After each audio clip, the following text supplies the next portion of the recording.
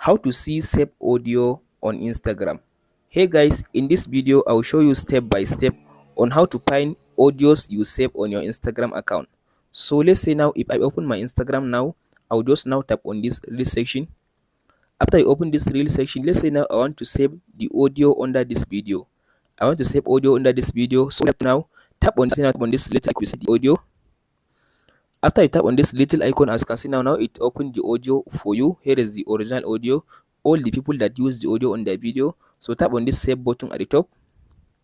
Now I save the audio. To check the audio, all you have to do now tap on this back arrow and tap on this home button. After you come to this home, now tap on this arrow, tap on your profile. After you open up your profile, now refresh your profile like this. So now tap on this, as you can see now tap on this menu at the top right side.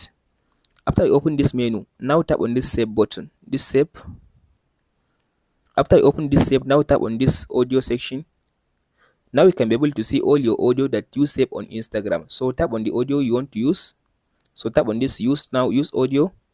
So it will take you to your camera. Now you can be able to record your video with this audio that you save on Instagram.